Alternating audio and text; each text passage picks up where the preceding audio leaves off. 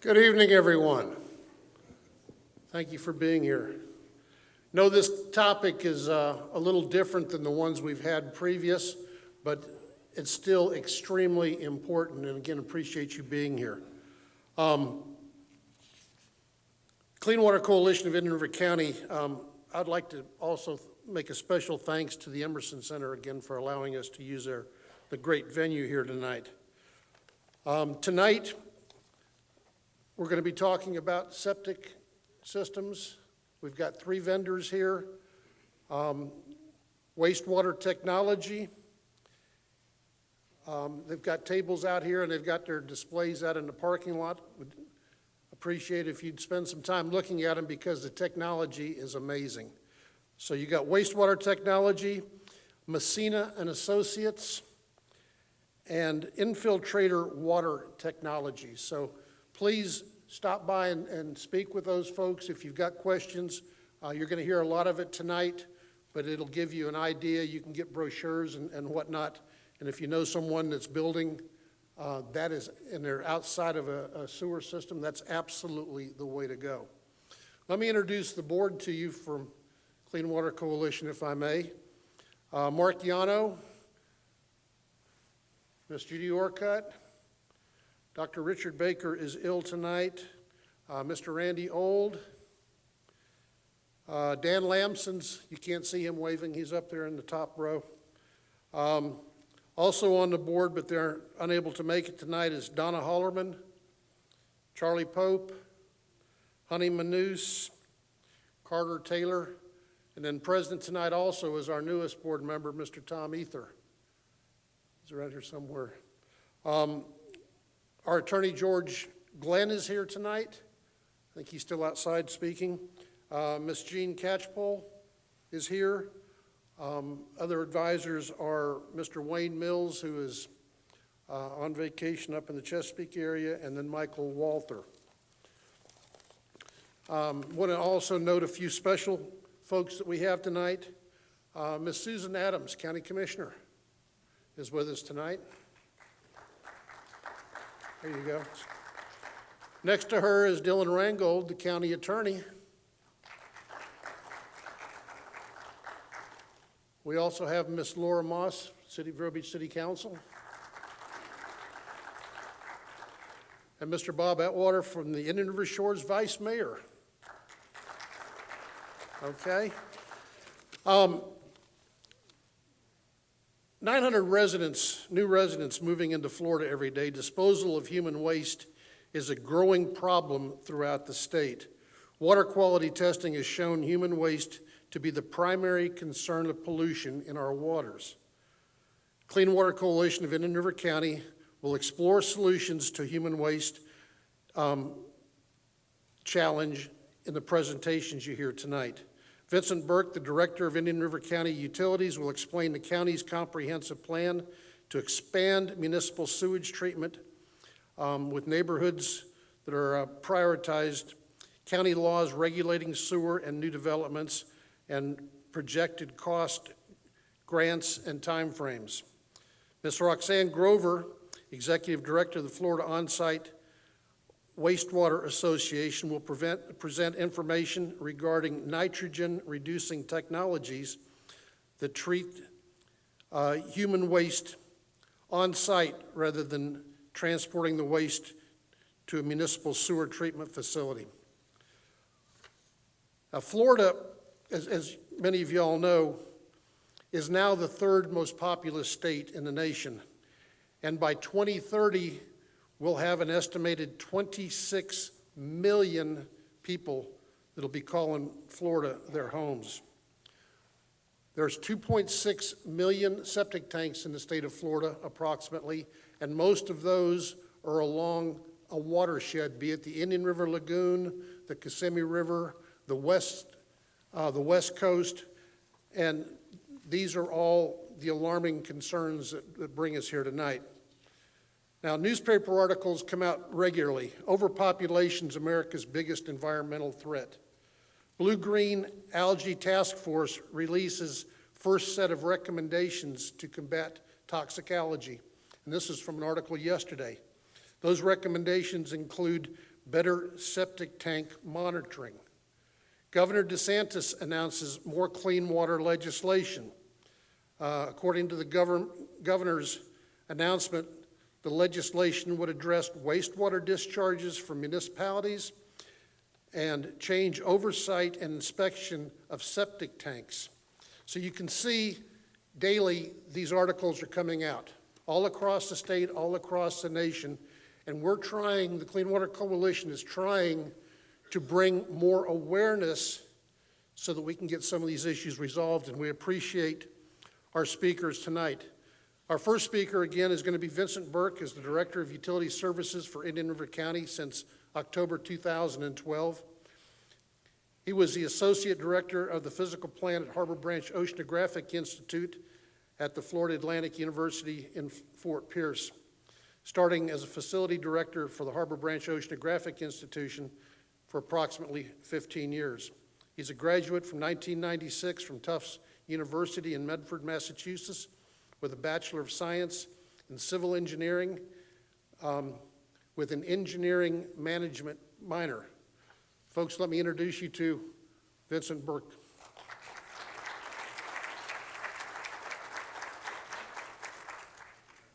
You got it, sir. As Paul had said, this is a big problem for us in the state of Florida, through the country as well, and we are all part of the problem. And so we're here to talk tonight about some of the issues that we're dealing with on the municipal wastewater side, to give you some idea of what we're doing, what we have been doing, what we plan to be doing. So just a quick introduction again, myself, Vincent Burke. I've been a Florida resident for since 1997, close to 22 years. Kids raised in Florida, both at Fort Pierce and here in Vero Beach. Have 2 kids that are in college, so I have the empty nest syndrome, so I can be out with you guys tonight. Just real quick, we deal with water, wastewater, and reuse. We have over 51,000 accounts, 408 commercial lift stations, close to 900 miles of water distribution main that we're responsible for, and close to 4,500 hydrants that provide fire flow services. And then we also take care of the solid waste and disposal district, which is a district that is a special district set up to be able to use funds from the non-ad valorem assessments to pay for the landfill fees, which go to the convenience centers, the recycling, as well as the landfill operations. So here's the respective budget that's been approved by the Board of County Commissioners, over $71 million for the operation, maintenance, and renewal and replacement tied to that budget. So just a quick outline, we're going to talk about conventional septic systems very, very briefly. Roxanne is going to probably delve into more of those details, but I think it's a good foray into how we got into this place and where we are today with respect to some of the conversions that we're talking about, as well as some of the projects, the connection matrix that's tied to our LDRs, that's the land development regulations, and some additional considerations. So just a very, very quick overview. It's hard to see, but there's a lot of stuff going on this screen. And what we're saying is the Indian River Lagoon has been impaired since 2013, but the Department of Environmental Protection has deemed the lagoon to be impaired. Why is it impaired? For some of the nutrients, some of the water quality that everybody's here and concerned about. But there's many, many factors that go into why the lagoon is impaired. We're not saying that septic tanks are the only factor, but we're certainly saying that due to stormwater issues, agricultural issues, septic issues, anthropogenic influences are causing issues to not only the surface water, but the groundwater. If you take a look at this slide right here, you'll see that this is a septic system, a very, very rudimentary type of treatment. Comes into a holding tank, and then it goes out to the drain field. And from there, the effluent can perk either if there's enough separation in the vadose zone between where the drain field is, sometimes not. In fact, some of the earlier septic systems that were put in place have very little, if at all, any separation, have almost a direct discharge to the environment. Here's an estimation of some of the nitrogen loading in the groundwater. You'll see that even if you have the EPA, even if you have some of the folks here in the DEP, you'll see that these numbers vary from about 8.8 to anywhere to about 68 pounds per year. So I actually talked to the Department of Health today, and this guy, Dr. Roeder, actually gave a presentation down at FAU Harbor Branch to look at the disparity between the numbers that he had in 2008 and then in the numbers here for 30. So keep that number in mind, 30 pounds per year per household. Okay, 30 pounds per year per household of total nitrogen leaving the septic system. this might be some of the nutrient removals after the drain field and before it hits the water column. So that's where I draw your attention to some of the discrepancies. But in any event, we're gonna come back to that number a little bit later on with respect to that 30. So again, just a very quick Department of Health, less than optimal treatment that happens with the conventional systems. Roxanne's going to obviously go into some of the emerging technologies that provide a much higher treatment level, but some of the reasons why we're here is because of the septic systems that are quite old and have little to no effluent treatment. On the other hand, and this is where we come in, on the wastewater side, I apologize for the sound coming in and out, we have the primary, secondary, tertiary treatment that can occur at the wastewater plant. So we bring all of the stuff in through the lift stations. We have a headworks. We use anaerobic and aerobic processes to treat that. We have clarifiers, settling tanks, and then we have high levels of disinfection before we send it out to the reuse distribution system. Keep in mind this area right here. This is your solids and your sludge digester. So we have waste-activated sludge and some of the solids that settle up, otherwise known as biosolids. We'll talk about that in a little bit. But I do want to draw your attention down here to this area showing the ultimate reduction of some of that effluent. Where on the conventional system you have very limited to very minimal treatment. On the conventional side, at the wastewater plant, we have expensive equipment and operations to be able to reduce 94 to 98% for total nitrogen and total phosphorus respectively. Some of you may be familiar with the map that's shown up on the screen right here. This is a map of all the septic systems in Indian River County. You can see the General Development Corporation, high density in the Sebastian area. If you look at the green versus red, that's just a delineation of when some of those systems are put in prior to 1983. That's important because of the Vado zone separation between the drain field and the water column versus some of the other ones that were installed a little bit later. So if you can't sleep at night, if you have trouble sleeping, you can go to ircutilities.com/S2S, and you can look up that information where we have that map online. This map, this table is to delineate where we have septic systems throughout the county, just over 30,000. This information, again, is a little bit old, put in 2013, and it was backed into from the Department of Health, from where we had services, centralized sewer services, and where the City of Vero Beach had centralized sewer services. City of Orchid, Fellsmere, Town of Indian River Shores are all using services through either bulk agreement or through like the City of Vero Beach, but you can see the percentages of where some of these septic systems are located out in the county. So why are we concerned about that? Because of the age of the system. Obviously, the older it is, it's less likely to be operating properly. The proximity to the water body, either a lagoon, a pond, or a canal system, or perhaps even the St. Sebastian River. I was up on the Roseland Road Homeowners Association on Tuesday of this week talking about a potential project with respect to some of those properties that abut the St. Sebastian River, which is also impaired, by the way. We are looking at the classification of a surface water body. You may be familiar with the three main relief, south relief and north relief canals that convey a tremendous amount of flow to the Indian River Lagoon. Some of those are nutrient heavy when we have high discharge rates during precipitation and rain events. We're looking at the density, how tightly packed they are, whether or not you're talking about Vero Lake Estates or even places like Rosen where they have less than optimal spacing between the septic system and the well, the domestic self-supply well. We look at the water table, we look at the soil type. Obviously, some of the soil in Florida has a high capacity for percolation, which is great if you're a septic system, not so great if you're environment because you get a very direct discharge very quickly where we have somebody saying, well, my septic system works, but that just means it's flowing quite quickly into the environment or the groundwater. And then we look at whether or not there's potable or non-potable water to those particular areas, again, with some of the setbacks from the Department of Health between the domestic self-supply, private well, and the septic system and the groundwater flow direction. So the county directed staff, the Board of County Commissioners directed staff to initiate a countywide septic to sewer evaluation, which we did. We hired a local engineering firm just to look at the 325 subdivisions within the Indian River County service area. This does not include Fellsmere. This does not include the City of Vero Beach or the Town of Indian River Shores. We did an initial ranking that was based on some of the metrics that I had described earlier. And then we came up with a re-ranking based on an importance factor as well as some of the population and some of the density so that at the end of the day, we had our initial ranking, And then we had a final ranking based on a re-ranking, looking at, obviously, the effect on converting this from septic systems to sewer, but also based on, a cost-benefit analysis and removing the most nutrients possible for a given area.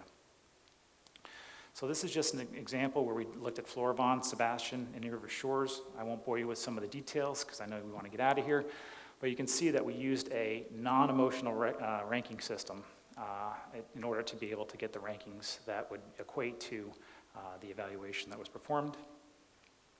There is backup data. Again, if you can't sleep at night, that's on our ircutilities.com/S2S. We then had the final ranking based on some of those constituents that I talked about, looking at some of the nitrogen reduction costs associated with that. So here's the results of that, coming up with the sewer cost per home site ranked in order, as well as the nitrogen reducing potential. And you can see the final ranking. It's a little bit different than the initial ranking in order to come up with that matrix.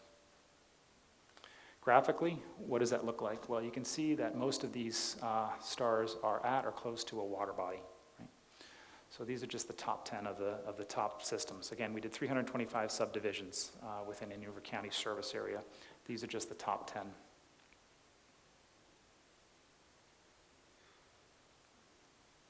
Here's some of the associated costs. We put together some of the costs associated with these projects. That includes not only design costs for the engineering services, what we call the soft costs, but then the construction costs for actually laying the physical pipe. I would like to draw your attention to the fact that only 30% of these systems are proposed to be gravity. 50% of the systems are supposed to be vacuum system, which in essence is a way to pull the material away from the home site that allows us to run that pipe at different heights and not be constrained by a gravity, which is set by, obviously, a fixed set of slope from point A to point B, and a lot of times you have water, fiber, cable, other utilities that prohibit a nice and easy installation, especially for subdivisions that have existing structures on them. So we've got a vacuum system over at the Rock Ridge area where it was installed after the 2005 storms. We had some FEMA dollars, and since that time it's been working quite well to pull that material from the home site. So about $28 million for the top 10 if you sum total project cost. So what did we do in the past, what are we doing now, and what are we doing in the future? So the current projects, we just finished the North Sebastian Phase 1, septic to sewer. That's mostly commercial area. That was completed in September of 2018. We are literally just now completing the West Wabasso septic to sewer Phase 2 in September of this year. Of substantial completion. We have final completion scheduled for November of this year. We have the FDEV clearance, and we're starting to hook up all the properties and get their accounts set up to be able to make sure they're tied into our system. And then we have the North Sebastian Water and Sewer Phase 2. That's kind of been broken into a 2A and 2B with respect to the Roseland area and in and around the Ursel Dune Heights, where we have a high concentration next to the lagoon and or the St. Sebastian River. So the Phase 1 is along the US 1 corridor. You have the presidential streets that's shown in the highlight area here. Central, Davis. You'll note that here's the city of Sebastian limits. This is the unincorporated portion of the county. You have some large vacant properties. And so we did do it on a per cost. We did it on a per ERU basis. That's a water, wastewater equivalent based on the flow in and the wastewater produced. To be able to connect those. We were successful in getting some grant dollars for the installation of that in an area that's been typically hampered by some of the septic tank regulations and the sizing, now has centralized sewer in and along the commercial corridor to prevent some of the nutrients that could eventually make it to the inner lagoon. Hydraulically speaking, it's got a pretty sharp drop off in some of those areas. Here's the West Wabasso Phase 2. The green areas are the developed properties, the vacant properties, this like mustard colored area. And then we have some of these commercial properties along here that are non-residential, with the red being developed and the blue being vacant. The Daisy Hope Center here had its own, if you will, private lift station, but we since have converted that to tie into the gravity system. So we have a gravity collector system that's going to take this flow and then tie it into a force main that's on this 510 corridor. And this has been a pretty successful project in an economically disadvantaged community. And then we have the Phase 2 area. Phase 2A is this area down in here. I was up with Commissioner Adams and our capital project manager on Tuesday evening talking to the Homeowners Association. We have to report back to the Board of County Commissioners the results of that, but then we have Phase 2. So if you look at this whole area, this was the commercial area along Phase 1 that we did, and then the Phase 2 area comprises stuff on Ruffner Lane, as well as Ursuldune area and the Roseland area west of, this is Roseland Road right here.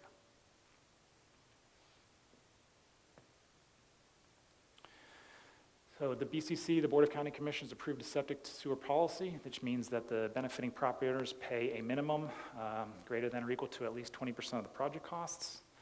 We're going to go after grant funding, certainly going to go after local funding. If anybody's here from the Indian River Lagoon National Estuary Program, I'm going to put them on notice that we're going to go after some of their funding when that funding session opens up. We're looking to use some of the optional sales tax dollars. The Board of County Commissioners set a maximum ceiling of 25% for both the construction and impact fees to offset those for homeowners that would connect to our system as a way to entice folks if they choose to connect at the first part of that program. And then the interest rate, which is normally set by the Board of County Commissioners each January, currently is at 5.5%. It would be split in half to roughly 2.75%, excuse me. Extend the amortization from 10 years up to 20 years. We've been asked to work with the Indian River County tax collector to put this as a non-ad valorem line item on the tax bill, and then to spread those costs out, amortize those over a longer period of time to help the residents not get socked with all that fee up at once. And then there's also incentive to offset the impact fees for within the first year. So if you connect within the first year of that sewer line coming in place, the Board of County Commissioners has pledged to offset the impact fees, which can't just go away, which are required for the capacity on the transmission main and the wastewater treatment capacity to be paid. So impact fee today is $2,796, which is a large investment for some people who are on fixed income.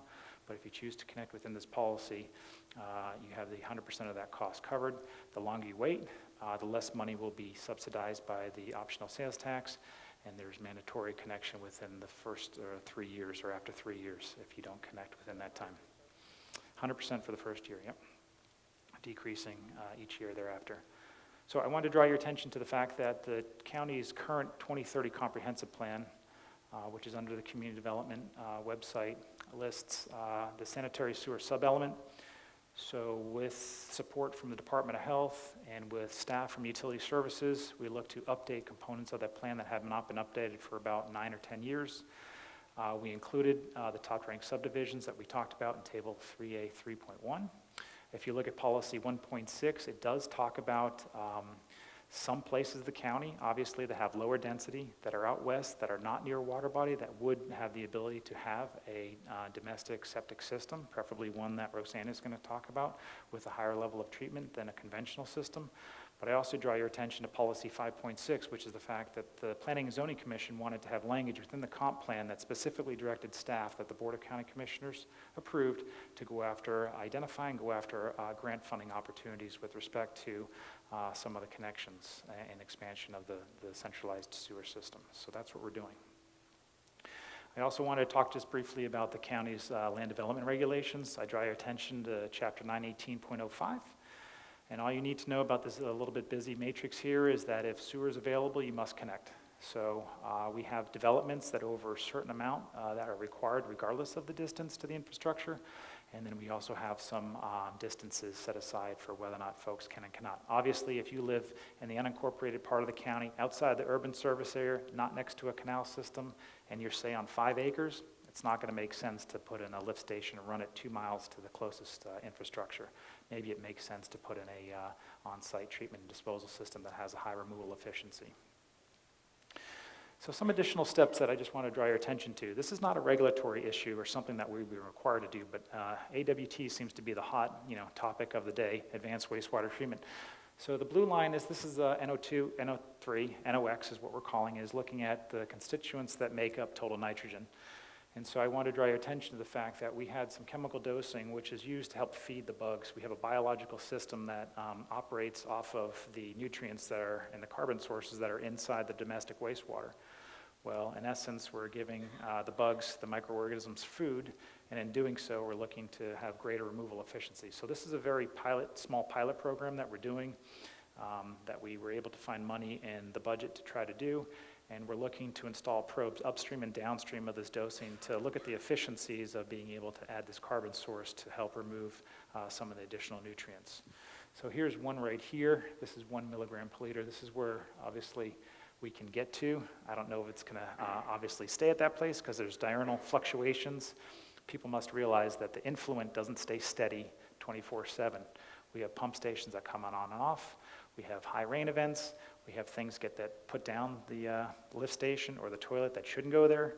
And so we, the utility, have to be able to adapt to some of those anomalies that come through the collection system. But I just wanted to let you know that we are working actively. That may not be apparent, but certainly we are working to look at ways without any regulatory oversight or not nudging to do that, to look at reducing some of the nutrient levels that obviously are in the reuse. So this is an interesting graph that I wanted to talk about because I'm segueing a little bit away from the septic sewer, but it all talks about the biosolids, and that's what I want to draw your attention to the next couple slides. So we're familiar with the biosolids application out in the western portion of this county, and if you're not familiar with it, the Reader's Digest version is there was a permitted facility that was taking biosolids from other parts of the South Florida and bringing them up to the facility to spread over about 3,000 acres. And so we're looking at 2017 here, where it was the last full year when they were applying the biosolids. And right here is the total nitrogen, 740,000 pounds of total nitrogen that was calculated to have been applied at that facility. What I draw your attention to is the existing permit would have allowed them to dump up to 1.3 million pounds of total nitrogen. This is close to the Blue Cypress Lake watershed area.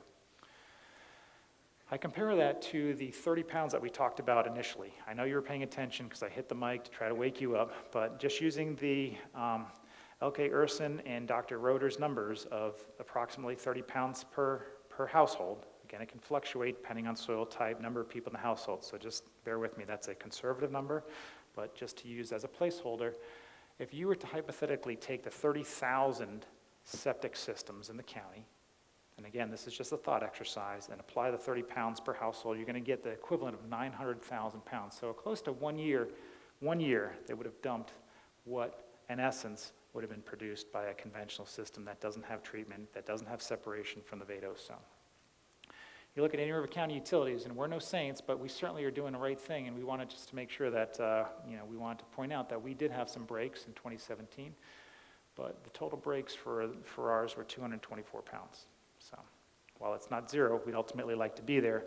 Anybody in the municipal world that tells you they have zero breaks and they're raw or treated effluent is lying to you, because on a pressurized conveyance system, you're going to have breaks.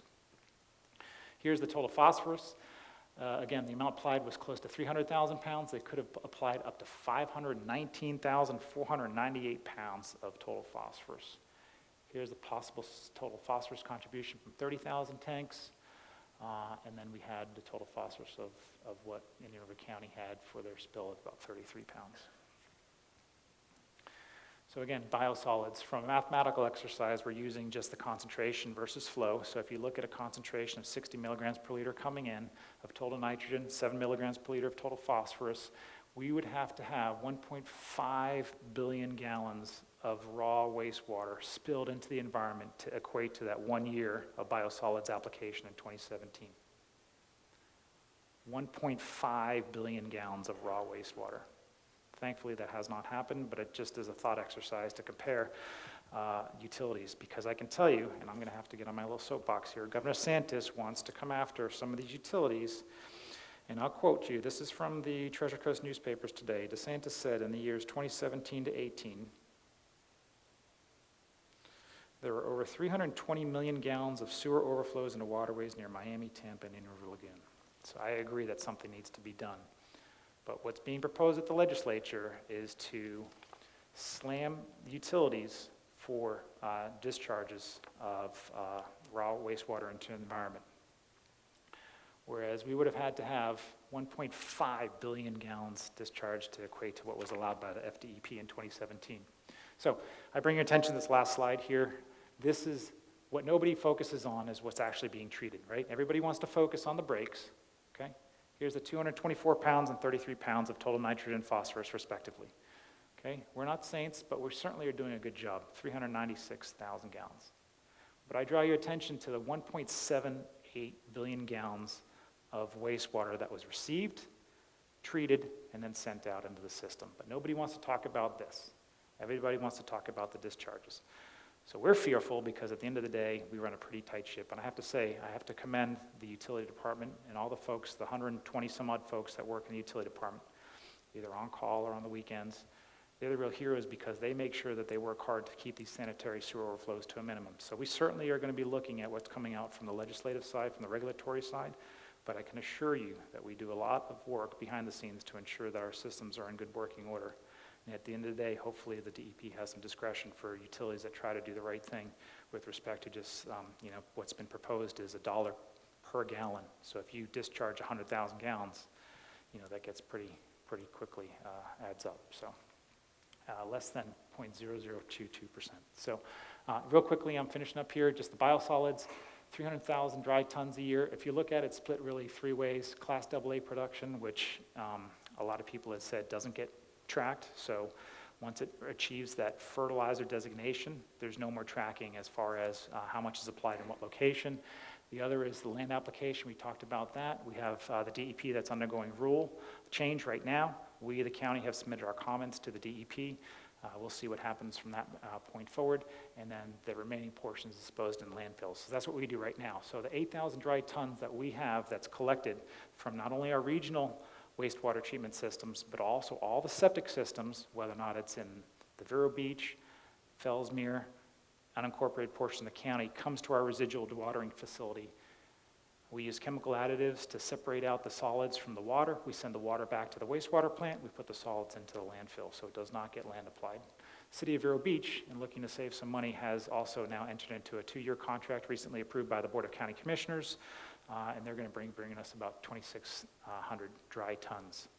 So the point being here is no matter if you're with a regional system and you're already connected, no matter if you have a septic system, no matter if you have a step system, no matter if you have an advanced treatment system, you're going to have solids. We are all part of that problem causing the issues that we're talking about today, and those solids have to go somewhere. So the county commission has stepped up and has provided a health and safety alternative with respect to the residual dewatering facility that treats not only the regional stuff, but also the individual septic systems that ultimately have to be pumped out for the solids that accumulate in the tanks. So I appreciate everybody bearing with me, and I'm going to defer my time to Roxanne to wow you with some of her information. Thank you.